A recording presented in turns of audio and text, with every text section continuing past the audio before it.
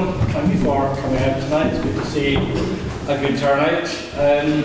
First of all, apologies from the chair of the Commonwealth who's in California somewhere just now. So you have to do with two vice chairs tonight. I'll just do a quick introduction. I'll hand over to Niall in a moment. Most of you are familiar with the building, but fire exit are here and the door you came in. There'll be tea and coffee served after the talk, and most of it will be an interview tonight, but there'll be a chance for questions at any time. We'll try and get by without using hand mics, but if there's any problem hearing what's going on, let us know and we'll try and sort things out.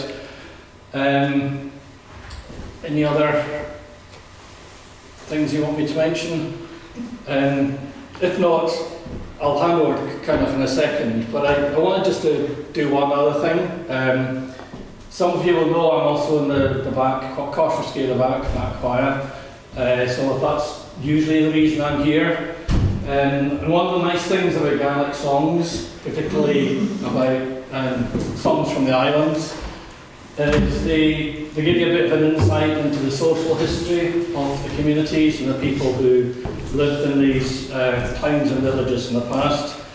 And I wanted just to read a version and a half from a song that you probably all know. Satellite in the Gallery, Fally Fally, you maybe know it as Northern Farland. And most of you probably know it as a very sad song. It's set in Canada and he's sad because he's missing all the things that were in Lewis but he doesn't have over there. But there are some verses that are actually quite joyful, which tend not to be sung. So I'll read you one of them just now. And there's a reason for it. This is not just a random song. And apologies for any pronunciation, but Margaret Stewart's not here to correct me. So, Vieg Shawn Kjolater Sir Stale, Gishin a Shech Kuain Confiole, Nu the Hoshike Visciole, Gillian Oke, Gevga Eistjoch. Tainkel Virikche Eth Ostulvich, it's quite a difficult line, Geistjoch and Ferlier Vitornline. So I'll translate in case there's any who didn't understand. An old sailor would be on a stool recounting the 7 seas he sailed, and when he began the storytelling, young lads would proceed to listen. Thankful, satisfied, on the edge of a stool, they'd be listening to the aged men relating their feats. So apologies for referring to aged men, but I think it says something about the status of sailing and sailors within communities in the past. And with that, I'll hand over to Cynioch and he can introduce our guest as well. Thank you.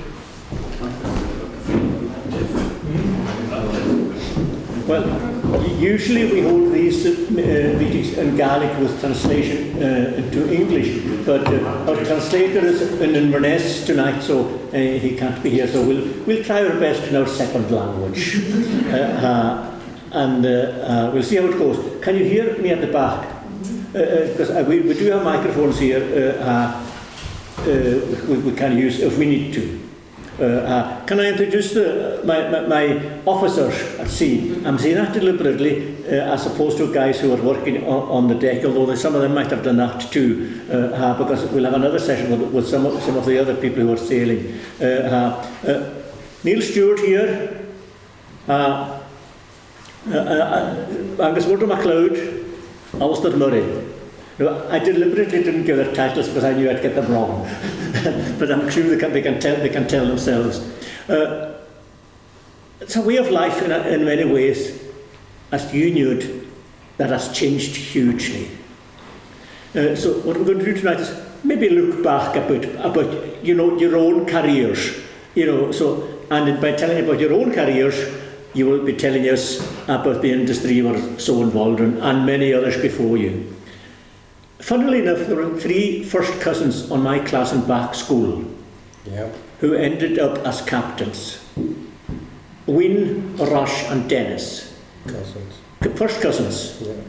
First cousins, 3 of them in primary 7 in back school. Well, primary 1 to 7 in back school were were captains at sea. So, you know, it's really amazing how many young people here went and sought fame and fortune all over the world. Neil, how did it start for yourself? Where did it start? The very place started.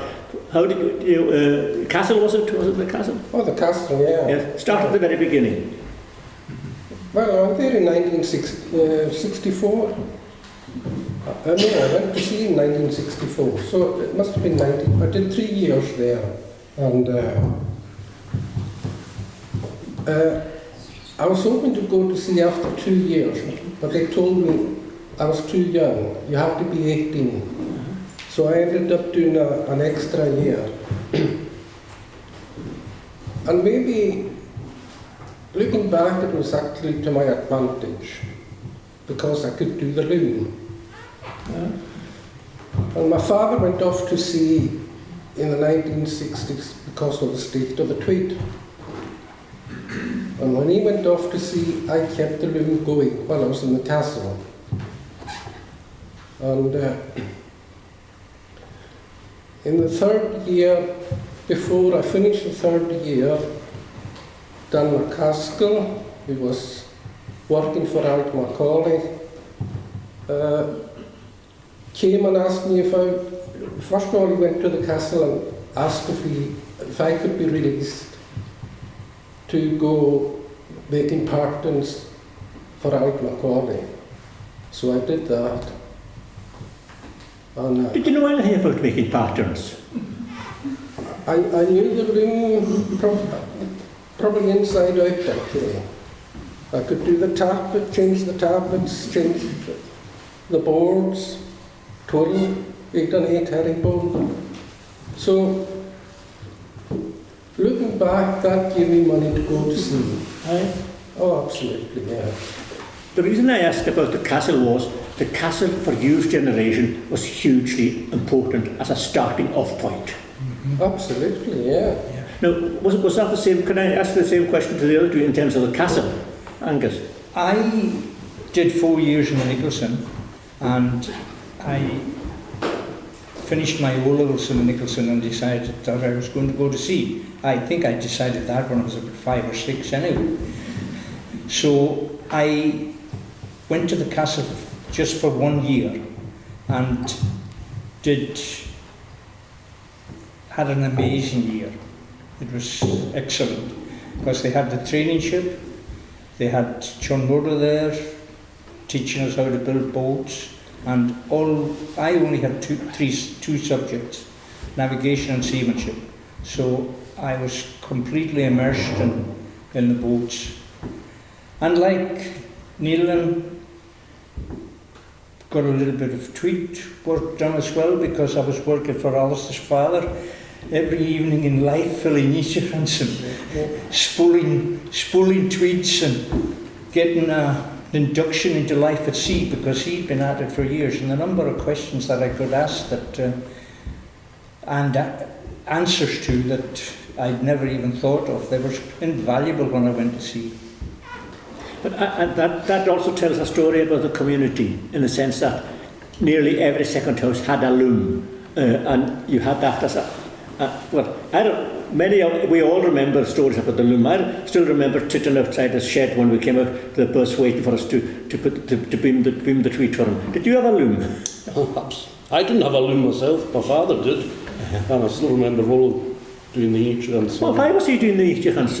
Were you too young? I was too young, but then I took over. When he went to sea, I took over doing the Easterhands. I taught him all I know, and he still knows nothing. Absolutely. So you sold him a yarn, did you?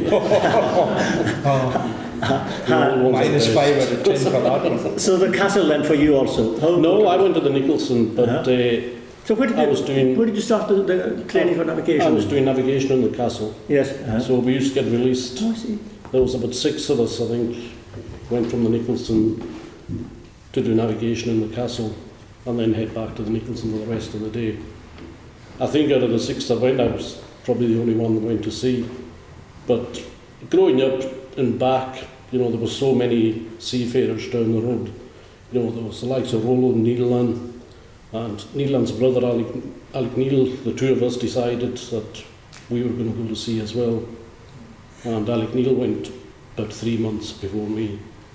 So When I started in 1970, when I went to join the first ship, there were 17 sailing seafarers from Strajavac, from Thy Choddy at number 2 or number 3 to the Polygon and out to Thy Lidy. There were 17 sailing seafarers in the village. And that, in a sense, is why we're doing this kind of thing tonight, because that is no longer the case. There were probably 17 loons as well. And that is no longer the case either. I think, I'm not sure, apart from Macleod's, is there another of the Hattersleys in the whole of this area. And his one isn't one of the old ones either, it's one of the newer ones. So you went to the castle, and what happened then? You became cadets, did you? Well, there's another thing that may be worth mentioning. When Roddy Morrison was in Baxter, Oh yes. he used to teach us chart work on the canteen tables. He used to go there with the dividers and the parallel rulers, and he'd give us instruction on how to run off courses and that. But he left after 1 year to go headmaster, so they didn't get that. No. Roddy Morrison was originally from Ness. He was here in the secondary in Bath for quite a few years and became headmaster in Footigary and then Laxdale. Yeah. And after that, he used to give instruction to the fishermen. But I think he was ex-Royal Navy as well during the war. Yes, he was also in these Shanghai, the Burma. Yeah. Burma Road. He was in at the latter end of that as well. I remember him telling it to me.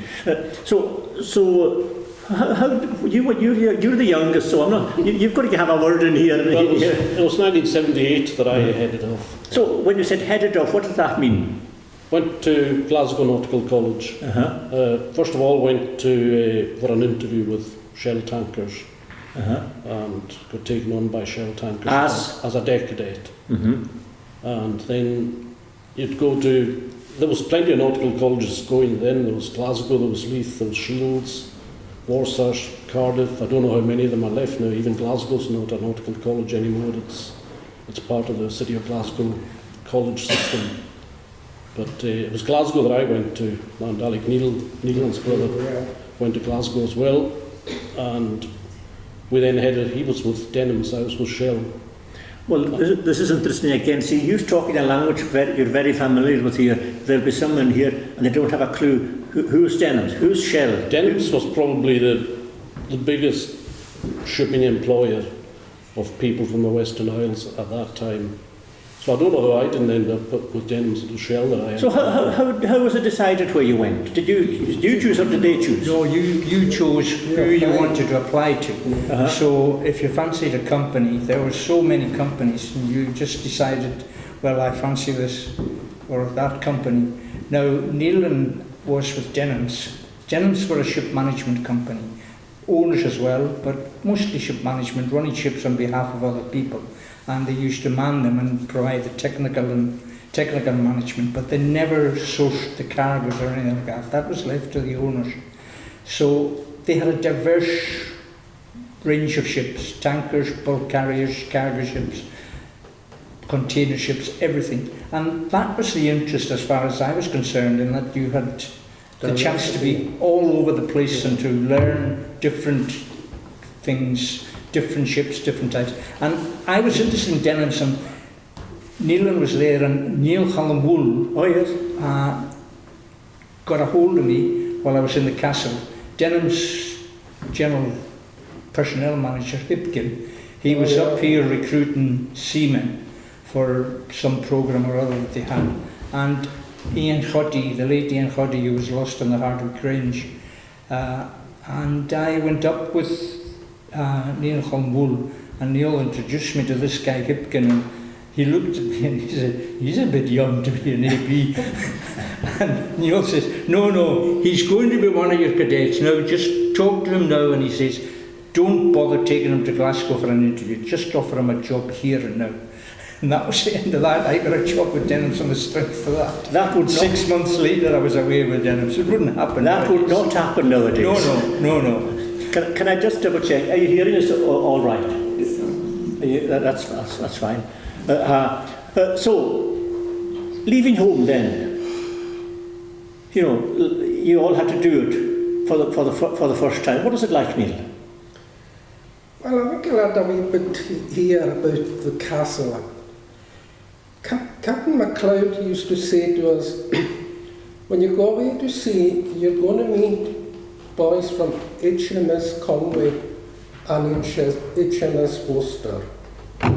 Now, Conway was in Liverpool, or Anglesey eventually, and Worcester was on the Thames. And a lot of these boys will think that they're the bee's knees. But you will find that that's not the truth. And sure enough, when I joined the cadetship, there was a gentleman, a Cockney from HMS Worcester. Was he any better than us? I don't think so. He thought so. Oh, he probably thought so when he came. But the thing is, you were young guys going as cadets and ships with people with a lot of experience. How were you treated as young cadets going on ships? Some ships it was fine, other ships you were the lowest of the low, and other ships it was sociable bits.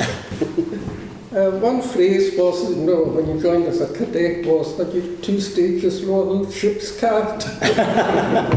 Well, because the ship's cat was of some use. Yeah. But nevertheless, though, and you didn't get, if I remember rightly, you didn't get very well paid as cadets either, did you? Oh no, you were paid less than the ship's cat. you were paid less than the junior ordinary seaman even. Cadet was the most paid on the ship. I started in 1970. They always used to say to you, you'll make that up in later years. Did you? Probably. Sure. My first month's wages was £35. £35, 4 weeks. 1970. 1970? Yeah. But I had a chaotic joining. It hadn't improved much by 78. No. I got more than that in Jimmy Buller's yard in 71. Yeah, well, I'm not surprised. But I had a chaotic joining because I had been invited by Ian Mass to go fishing with him on the Resolve. So I joined him in the early hours of Monday morning. Be careful, his daughter is here. And, yeah, I know. And we were away early hours of Monday morning, and we landed in Lochinver on Tuesday night. At the Kulak? Yes, back to sea on Wednesday morning. And then he got a message from the office in Stornoway, the fish salesman in Stornoway, that did he have a young lad from back, Angus M Macleod, on board? And Ian Mass said, yes, he's here. And he says, well, he's going to be in Glasgow tomorrow to join a ship. Ian was not amused because the fishing was very good that day. And so he took me to Stornoway that night, threw me on pier, and we'd been 3 days at sea, and I'd never been at sea before, or anything except a small dinghy with a coiler out in the loch here. And I could hardly walk. I just wobbled up the pier and got home and went on the Loch Seaver that night, back at midnight. I got home at 7 o'clock, on the Loch Seaver back at midnight, Glasgow the following morning, to sit in Glasgow for 3 days while they decided where I was going.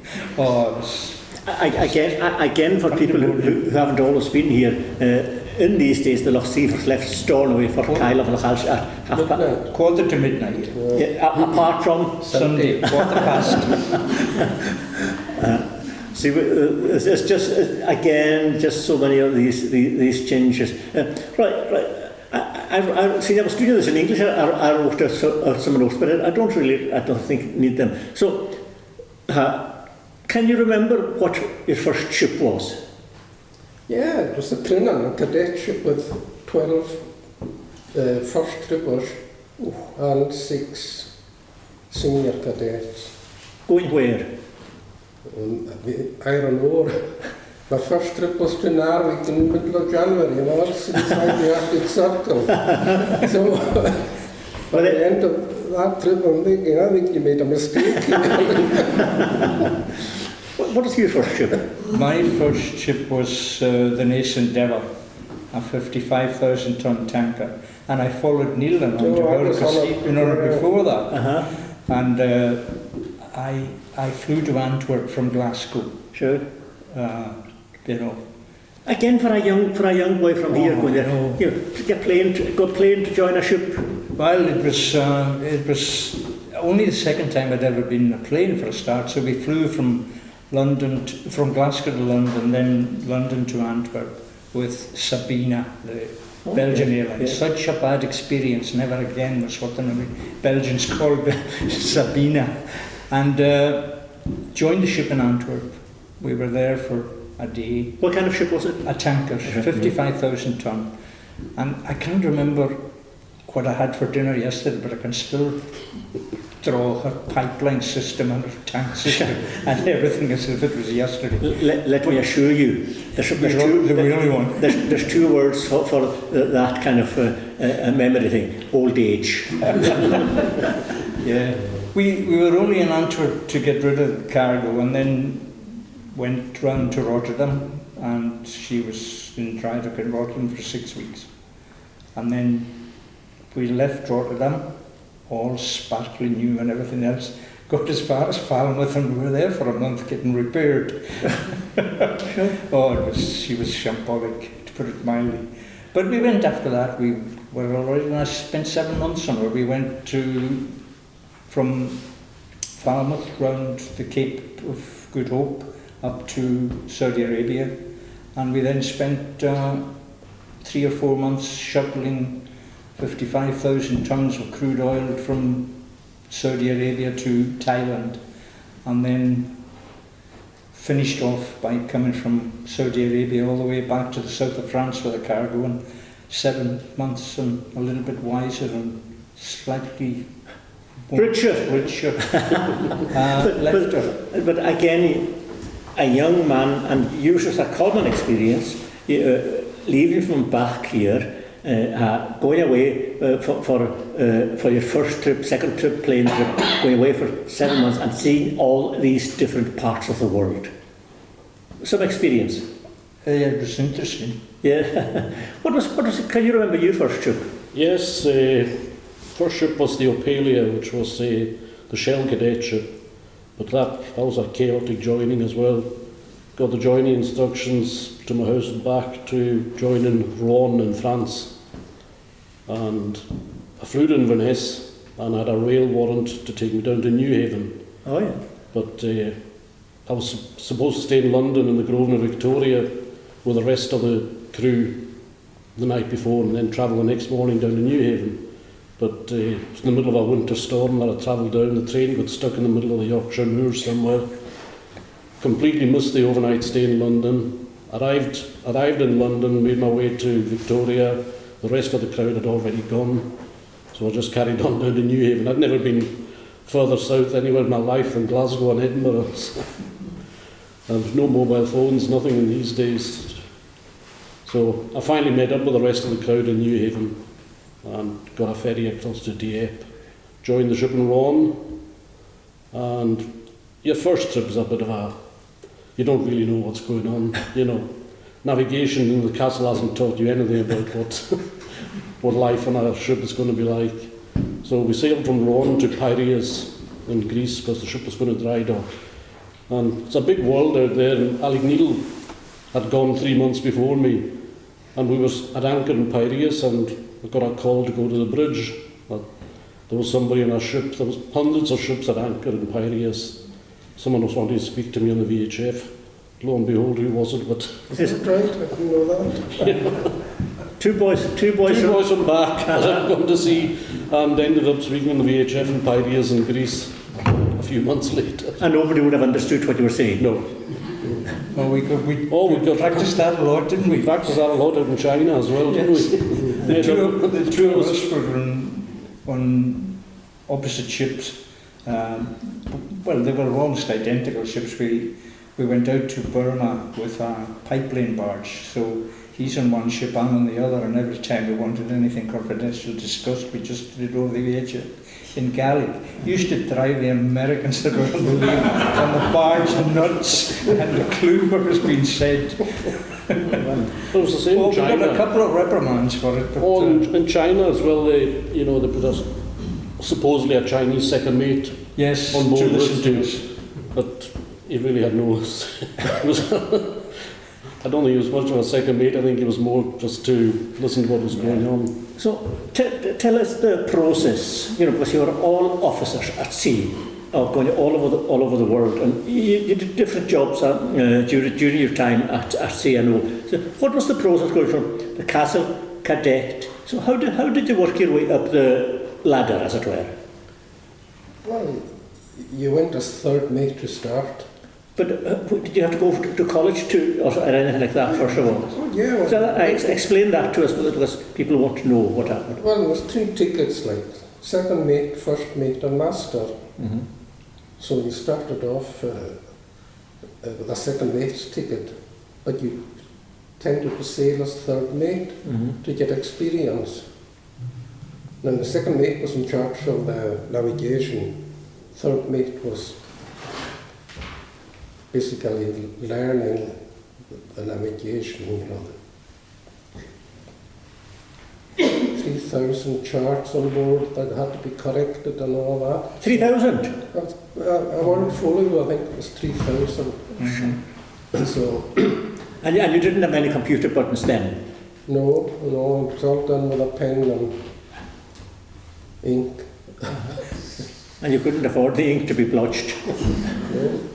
So how you had to be at sea in between times in college, though, didn't you? Oh, you had to do sea time. Yeah. So how did that work out? You needed 3 years as a cadet. Yeah, 3 years as a cadet, actual on-board ship, 3 years actual working sea time. Then you did second mates. And after you got second mates, you had to do 2 years sea time before you could sit mates, and then 2 more years before you could sit masters. Nowadays, they go to sea from colleges with all that done, or 50-60% of it done. They can go straight to almost officer of the watch because they've got the certificates, and they only need a year's sea time before they can go and sail as third officer or officer of the watch, as they call it, in charge of a watch. We had to have 3 years experience before we could take a watch on our own. So that would be 3 years. And how long did the college, when you went to college, how long was that? 6 months usually. 6 months. Second mates was a few. You had two stints at college. You had 2 stints before in your your first time. ticket. Yeah. Before your first ticket, yeah, you had to, we did not know like. You had two stints. We only had 1 stint before we did our ticket. And then you did 6 months, 4 months or 5 months to do second mates, and then, well, I think it was 5 or 6 months to do mates and 5 or 6 months to do masters in college. It varied depending on How clever you were. You could always go straight in if you studied hard at sea. You could go both straight times, in. say as third mate, then it counted maybe that could do less for the next ticket, like. Yeah. Yeah. So, but the thing is, what the reason is, I'm saying there were steps. You couldn't really just go quick like that. You had to go through the program of serving at sea, going to college, passing your exams. Because I remember when I was in Glasgow myself, 1 or 2 people like Alec John Lockwood in college, and I think they're quite hard. The exams were Especially when you were in college with Alec John. Yes, I know what that was like, but I'm not saying it here. We left our books in the park bar more often than we left them in college. And then you had to go back to collect them. Yeah, on Tuesday. Missed Monday. Usually missed most Mondays. That's why I got out of Glasgow. I did second mates in Glasgow and never went back to college.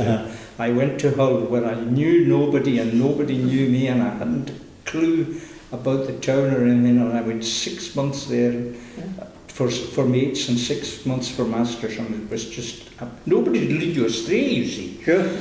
Not like Ali John Rollo coming round with his accordion every second night. Which colleges did you go to? All was Glasgow I went to. So, had his experience passed on by the time you got there? Absolutely. But it was John McCrae that we used to listen to. Yeah. Oh, well. The other thing with masters, I can't remember the saying we made, it was 70% pass mark. If you didn't get 70%, failed. Yes. Yeah. Yeah. And 90% for the navigation and chart work. Oh, I think it was, yeah. Yeah, but the overall general average had to be 70%. Whew. I mean, they'll get a degree now, they'll get an honours degree with a 40% pass mark. And After studying for 6 years. the dreaded comment was error in principle. Yes. What does that mean? Yeah. Error in If you principle? did an error in principle, you lost 40%. Yeah. So you could never... If you applied something the wrong way, for example, variation or deviation, if you applied the wrong way or applied something the wrong way in a stability paper, you lost 40% of the marks straight away. And it was a 60% pass mark. rate. So Oh, And there was engineering as well. and did that happen? People failed? yes. Yes, yes. I think one question in engineering was 60. Was it 60? The number one question? could be. Yeah, So 60% of the pass. If you failed at So therefore, you were sailing, you were becoming officer at sea, but at the same time you had to learn how to pass exams. Yes. absolutely. So moving on then to when you started serving as officers. But it all depended who you sailed with, how prepared you were. Yes, yes. I was really very, very lucky. My last trip as cadet, he was second mate, and I was watched with him on the Arctic trawl. So he taught you. Yes, you don't remember him. I don't know. That's where I learned all my chart work and all the other stuff. Well, a lot of it. Because when you've got somebody that you know well, then it's easier to... You could ask him without feeling stupid. Well, I always felt stupid. You don't remember that, Neilan, do you? No, I must admit that I don't. Well, I joined her in Dagenham, and I was second mate. Same here. And we You were made such an impression on him. Yeah, that's how good I was. I can't even remember. Running cars. Yeah, running cars to the United States Yeah. and newsprint back from Canada. Yeah. That was the run. So 6 car decks, 2,200 cars. Volkswagen Beetles. And Beetles, Porsches, Porsche. and Audis probably. Yeah. So were you captain then? No, I was Only the second mate. second mate. Oh, but you had a lot of responsibility as second mate, didn't you? Yeah. No, I did all his chart correcting. But again, you see this when you start mentioning the cargoes you had all over the world. What kind of cargoes were you? Was it oil or? Oh, just oil. Just oil. Oil or gas. Oil or gas? There was on one gas tanker. How does that? Is that just like a big? Liquefied. So it's just like a LNG, like a glorified gas. tank of gas, is it? Yep. Dangerous, is it? I don't think so. Yeah. As long as you kept it liquid, okay. Your biggest danger is freezing to death if you get a blast of it, because it's minus 250 degrees. Did that ever happen? Oh, you couldn't touch the pipes. No. Oh no, we used to have a water deluge system on the deck as well, in case you were using liquid nitrogen to cool the surroundings of the tanks. And if any of the liquid nitrogen dropped onto plate steel, it would just crack it. Mm-hmm. So See, it's just but if people are coming around here just now, they look at you as guys who have probably never been anywhere in the world, and you've been everywhere in the world, and working with technology like this kind of. Well, let's put it this way. Which was the best ship you were on? the last one.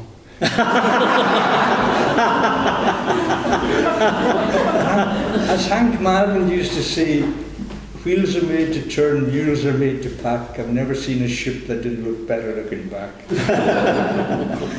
Which was the last one? Oh, the last one I was on was actually an FPSO in the North Sea. A what? A floating production, storage and offloading. Oh, that's better. So I'd shifted from the merchant navy into the offshore industry. And that was quite a common thing, wasn't it? Yes, because a lot of the offshore installations needed marine crew on them as well, and especially the likes of the floating production units. And that again is something that wasn't there, at the start of your career, was it? No. What was the? No, I'm trying to remember what I was meant to take out of your verse there, but which Never seen a ship that didn't look better looking back. yeah, but I think which Walk down the gangway. Yeah. Neil will be serious.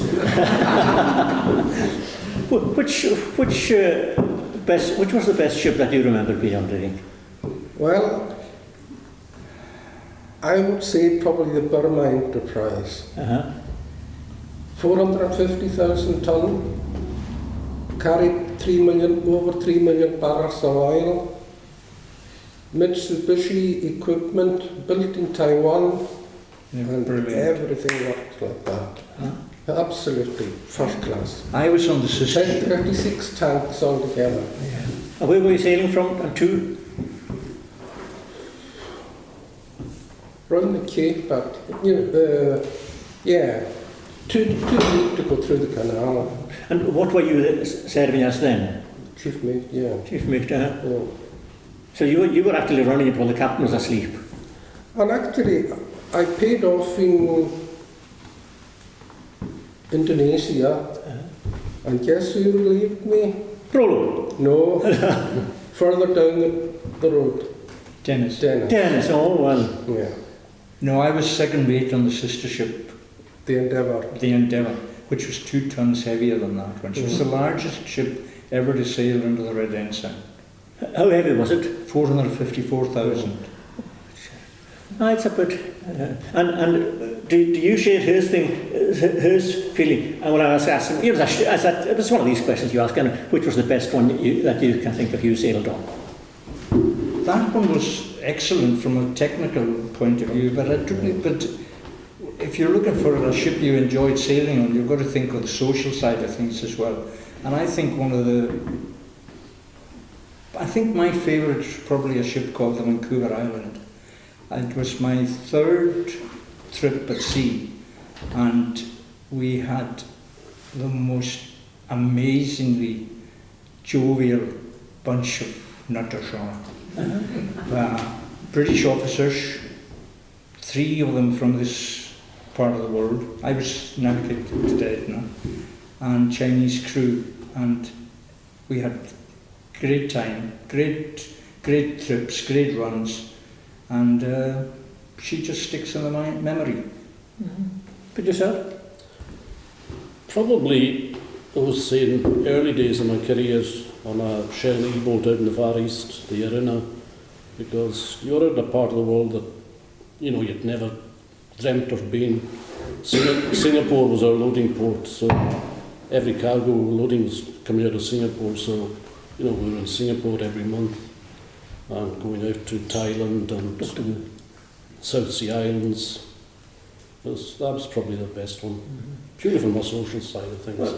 No, the other question I would have to ask is, which was the worst one you ever was on?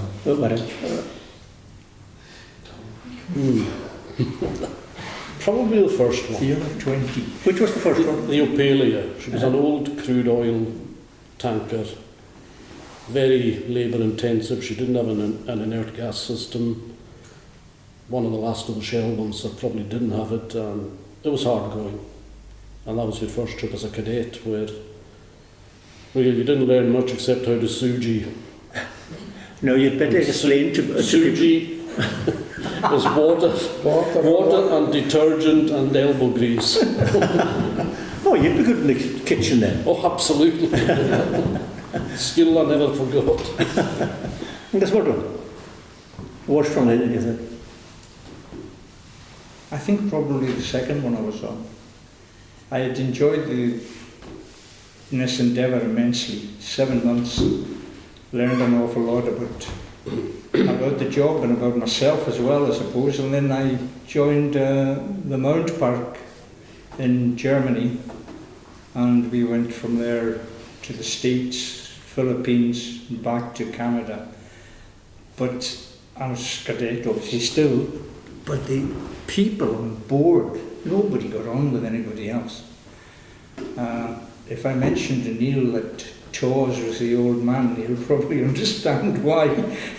He was an old fellow from Aberdeen that had come up through the shipyards in Aberdeen, and oh man, The mate was from Aberdeen as well, South African second mate, third mate from Bucky, and none of them got on with each other, and them and the engineers were at war all the time. And then of course the cadet's life was a misery. One officer would tell you to do one thing, and if you heard that the other officer had told you to do something, they asked you to do something different. It was not pleasant. Anyway, I got over it. I got to Vancouver Island for straight after that with one of the Harper from Tulsa and Roddy Montgomery from Scalpe. They were second and third mate respectively. And I forgot about the Mourne Park very quickly. She was a wreck as well. Did I ask you which was the Eurowars? Well, no, I didn't actually, that you can think of. Well, I joined ESO International for 7 years, and they were running all the big tankers, and one of them was ESO Pacific, which was 516,000 ton deadweight, bigger than Burma Enterprise or the Endeavour. Yeah. And from a working point of view, it was hard work. Like, it was 110 feet from the deck down to the bottom of the tanks. And I don't know how many hours I spent down in these tanks, taking valves out, replacing seat rings, putting them back together. It was just endless. We had come out of layup in Norway at the time, because a lot of these big tankers were laid up in the Clyde, in Norway, Far East. So it was a hard job getting it back up to spec, like,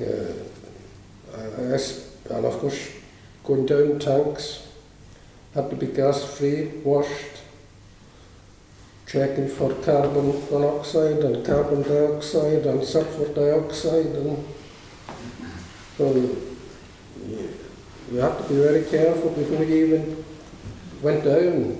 So I'm surprised that was part of your job, that you actually had to do the physical work. And well, you weren't well equipped with manpower, really. And there was Filipino crew, which was 8 on deck only. Engineers they had their own job to do.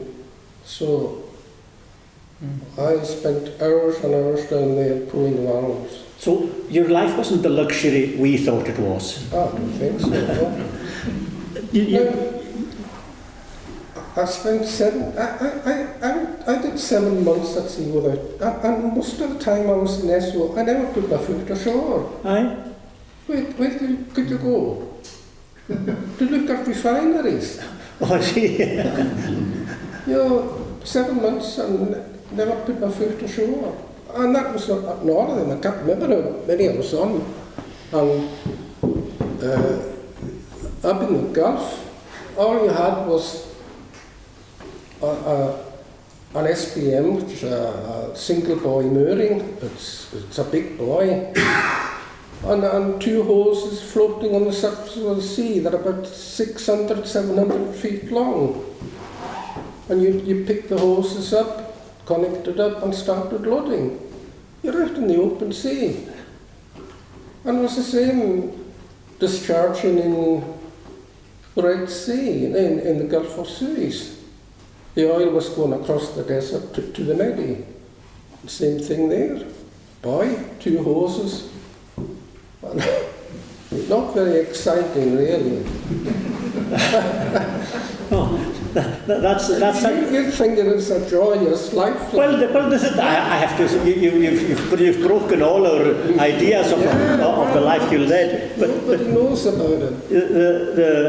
The other thing that changed a lot during your lifetimes as officer at sea was the flags under which ships were running.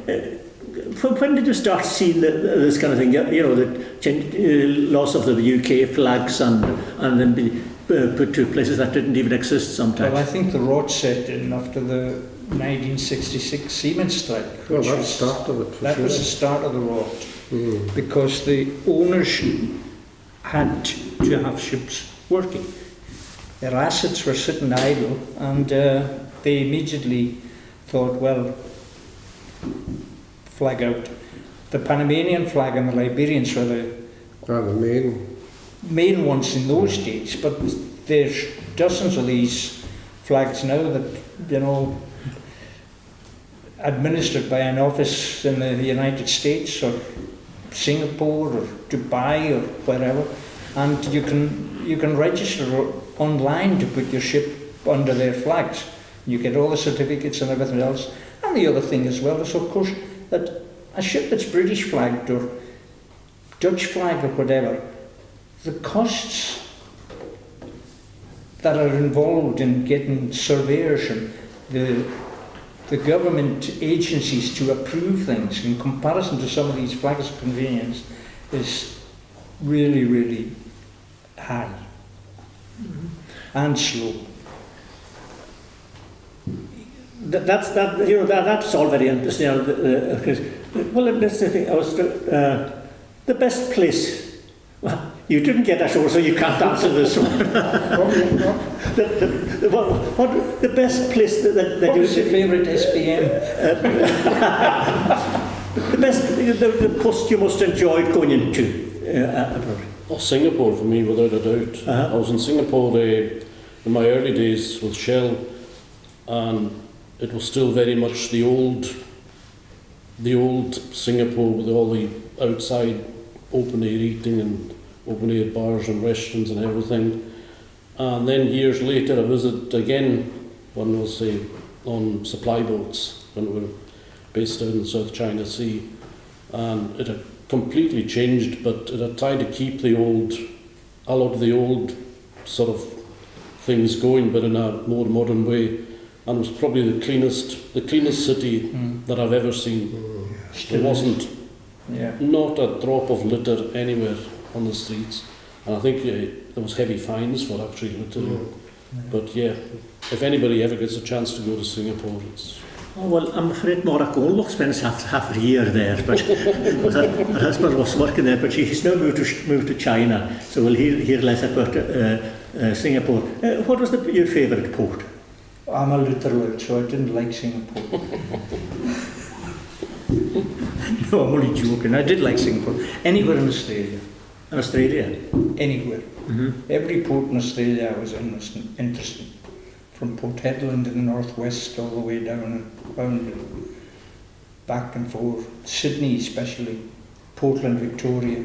Beautiful. Wonderful. Nice people as well. Good runs ashore. Sorry, Neilan. Before you were caught out at these things, which was your favourite port?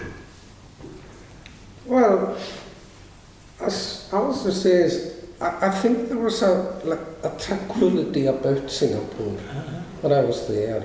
And I don't know if you feel the same, you know. Chewing gum was banned in Singapore. If you were caught throwing chewing gum, it was probably... Lee Kuan Yew, I think, was the Prime Minister at the time. And if you had long hair, they would take you to the barbers and cut your hair. After the Beatles. Oh, yeah. That's what happened to me. And it never grew back. But yeah, I would say there's something about Singapore.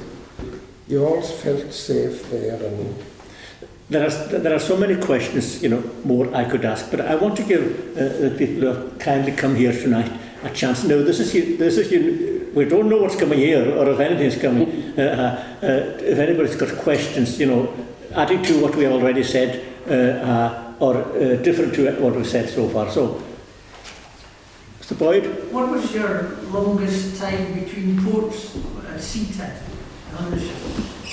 For me, it was probably... I can't remember what on earth was going on with the oil industry, but we'd load a cargo in the Gulf and slow steam round to Europe, and then sit somewhere between Europe and America waiting to see where that cargo was going to go. So it was probably about nearly 5 months from loading the cargo till you finally went to a port, and that was your trip. That was your trip done. Yes, Murdo? We did a tow from Korea to Curacao when I was in the salvage tugs. Tandem tow with towing a tanker that was, well, an FPSO from a new one from Korea to Venezuela.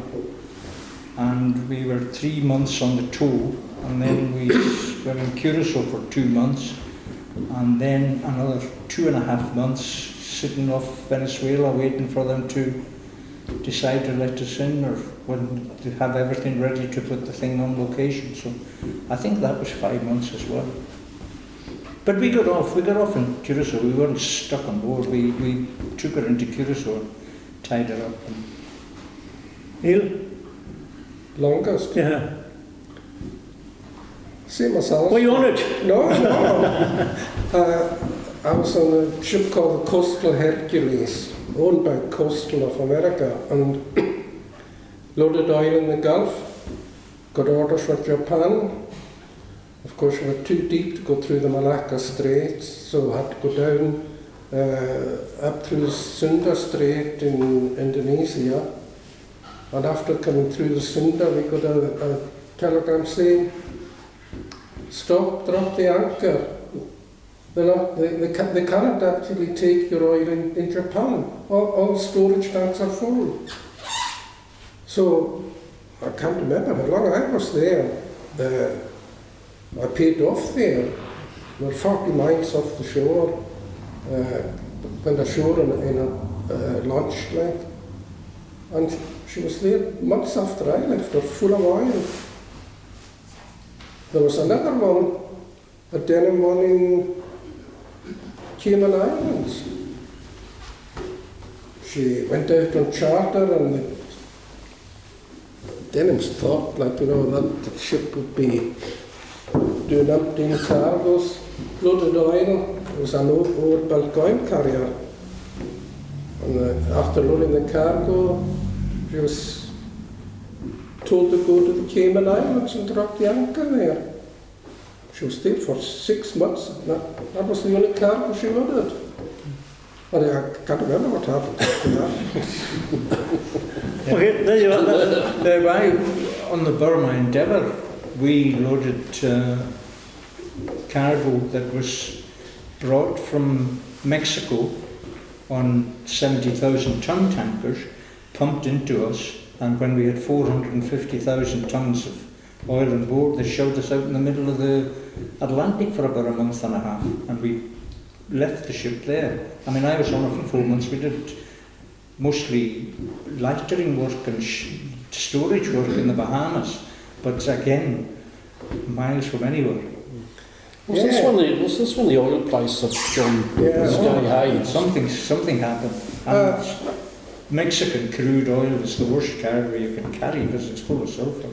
It just stank. It was worse than being on the sulphur tankers that Neil and I were on at one time as well. The Nest Texas and Nest Louisiana. Liquid sulphur. Yeah. True. The opposite to what he was carrying at minus 250. Yeah. We were carrying this stuff at 200 degrees centigrade. Liquid sulphur. I couldn't remember. I know it was high. Oh, She got a splash on it. You knew about it. Yeah. Absolutely. It was a good ship for a second mate though, because they only went from Rotterdam to the States and back again. We only had 25 charts. Another question? Anyway, can I Sorry. do an aside here? Go on the side, oh yes. They were toying with the idea of doing ship-to-ship transfers in Edinburgh Gordon a few years ago. Aye. And the whole thing was poo-poo, thrown out. In my opinion, it's probably the safest operation you can do. I did umpteen of them. Yeah. How many have you done? Yeah, empty. I In did Scapa 3 Flow as well. in Brixham Bay. I don't know how many I did in the Gulf of Mexico. And also in the China Sea. Probably 100 of them. Never spilled a drop. But it was just ignorance. When you're doing it direct to sea, you don't get Coast Guards coming aboard and chandlers coming aboard and bucket barges, and you just get on with the job. And I nearly wrote a letter telling them that blooming bonkers. Well, we have your opinion on the record now, It anyway. is on the record, and I'm quite happy to speak. Well, I actually had an interview with the MP about it. Sure. Yeah, a meeting in Regordon and a meeting in Gerlock with him about it. Just trying to persuade him that he should get off the fence, because he didn't want to get off the fence because there were dolphins there. You know. Malcolm.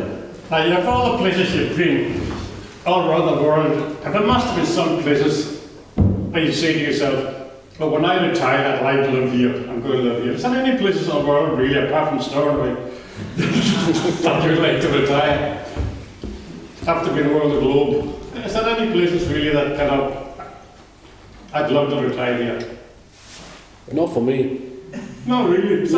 No.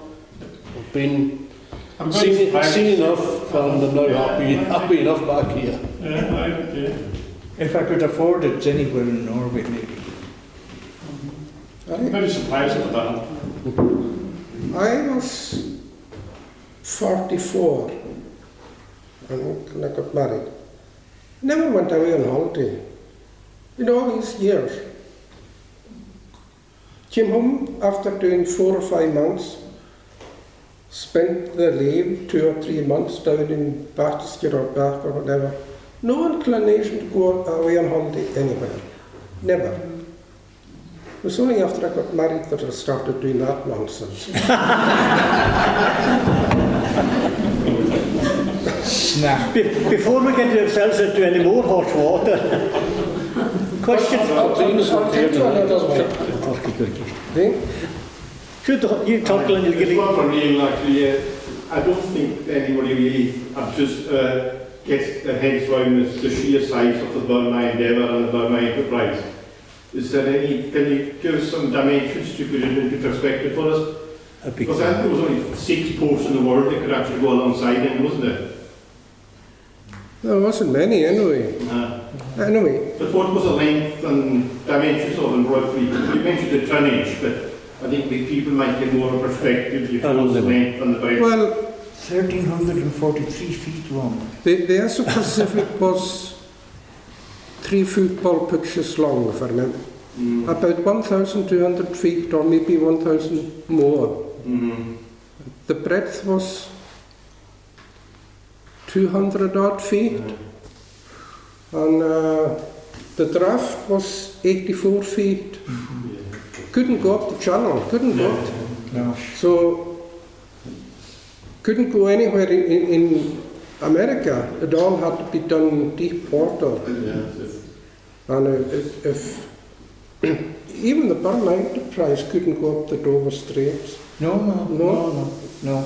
So you have to. They always used to, the only time she ever went up there, the Endeavour, I mean, the Enterprise, I'm not sure, the Endeavour went to Rotterdam once, but she had to get 150,000 off in Antwerp, in the north of France, first of all, the deep port.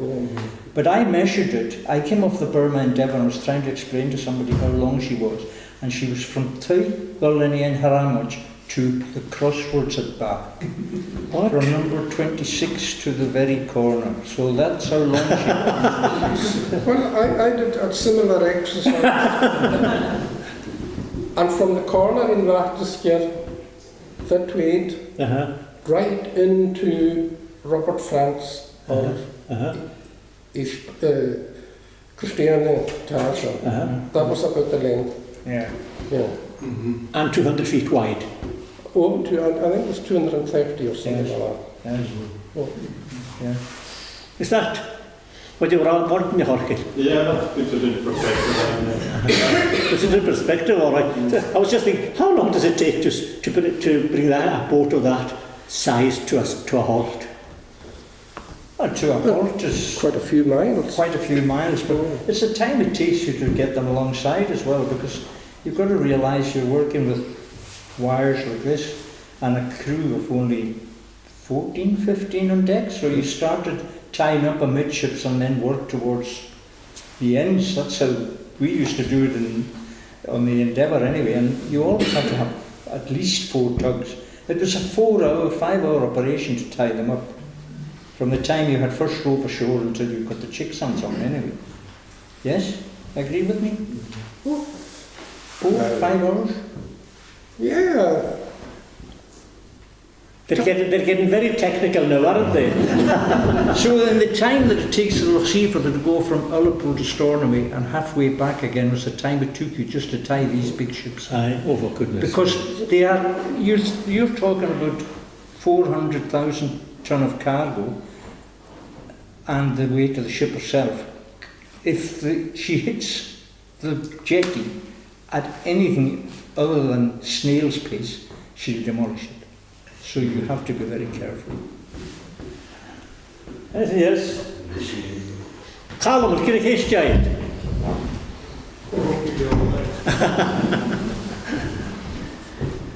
Have we got any more questions before? If not, we can draw this part to a close. We'll have a cup of tea and you can speak and you'd ask questions to them yourself. Was there anything you were wanting to tell a story there, Neil? What was it? I'll tell you a story. This is the reason I'm married. Oh Christ, I don't think we want to hear that story. There are people here who will take it home. Aye, okay. Tell us. Well, Iran and Iraq were at war for 10 years. And they were sapping tankers in the Persian Gulf. And there's a wee island up in the top of the Gulf about the size of Point. And there's nothing there but oil tanks and petrochemical works and all that. So the war was starting to get a bit intense, like. And it became a danger zone, the Gulf. There was a certain line in the Gulf. Once you passed it, the insurance skyrocketed. But ships still kept going up there. Now, the first trip I did there, we were told you must be blacked out, no lights, no navigation lights, nothing. Go up there. Radar only. So that was okay. We had plastic bags on all the portholes, ship completely blacked out, and probably other ships in the vicinity and all doing the same thing because we were told if you have lights on, you're liable to get shot.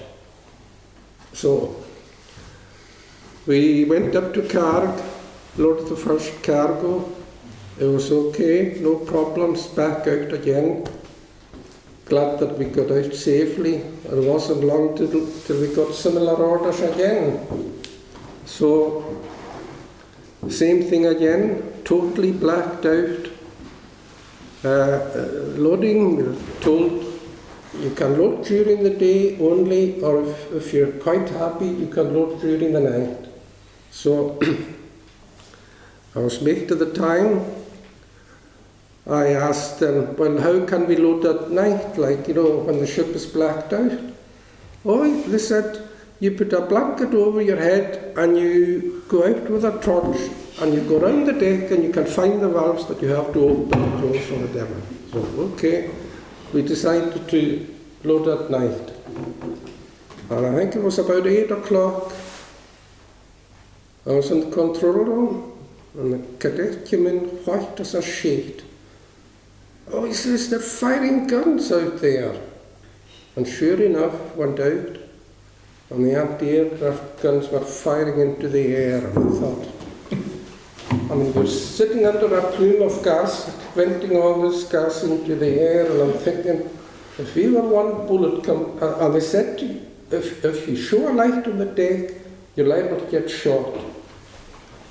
So I was thinking, if a bullet or a rocket comes over here, it'll just be one big flash, and that's the end of it.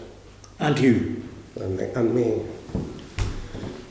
So, being a coward, I thought, this is not for me. So I decided to come ashore and met my fate then. You were caught at a weak point. Coward. Well, we came here to find out about the officers at sea, and we find out about romance on land. Anyway, we could carry on. There's lots and lots that we haven't covered, but we weren't quite sure how this would work out. But can I say thank you very much indeed, because I think this has been really, really interesting. And it's Scoville by not being able to chair this has missed a lot, and it's been a pleasure and a privilege for me to be able to do it. And can we maybe just say thank you very much to yourselves, and I'll hand back over now to my colleague, the Vice Chairman. If I can add another slide. Yeah, oh yes, much better. Okay. The people I admire... Remember now, I thank you, so don't go. The people I admire is Mr. Nicholson Back. This was pre-Castle. Yeah. Caution. Dulchotty. Okay, yeah. Give us their names as well. Yeah, okay. George McKeever. George Spaghian. George Spaghian. Yes. My cousin Neilan Upsan. Yeah. And Mac and Help, I think. Yes. At the master. Correct? Yes. I never met the guy. Aye. Living, the house was 200, 300 yards from us, but I never saw him. I don't know if he married away or what. And Help was the guy that came off the highway there, But his son, no, they did it the hard way. Came up through the hose pipe. Oh yes, they started as ordinary seamen. But they didn't get any help with their studying or any financial assistance. We got paid while we were studying, they didn't. And they didn't get any college time. Well, they weren't given any help whatsoever by the companies for studying. Are you trying to say you had it easy then, did you? Yes, comparison. Compared to them. I'm only assuming that the officers on board the ships were helping these guys. Well, unfortunately, there are a few left now, yourselves amongst them, that we cannot go and ask because they're not with us anymore. They're not with us, no. So anyway, Shore Spaghian said. Shut up, No, Shore Spaghian said to me that it's just concentration every evening, trying to get something done, and when the rest of the boys went ashore and enjoyed themselves all over the place, he tended to stay back and just keep his nose to the grindstone in the books, because they did a full day's work and kept their watches and everything, and then they had to study in their own time and study in their own time ashore, and then go and pay for their own expenses to go to college. They did really well. Really did. Yes. Sir. Okay, thank you very much. I don't have much more to add. One or two things. I mentioned Angus Govick. He's sending pictures of himself in Las Vegas. So I'm sure he's proud. I'll bet he is. He is, none of us. No, I'll bet. That's right. Oh no. Oh, you over his head. I'm sure he'd rather be here. So I learned a lot, certainly. I had very little understanding of the type of things, particularly the training process that you all had to go through. So it was really interesting, and we're very grateful for your time. So we can give them...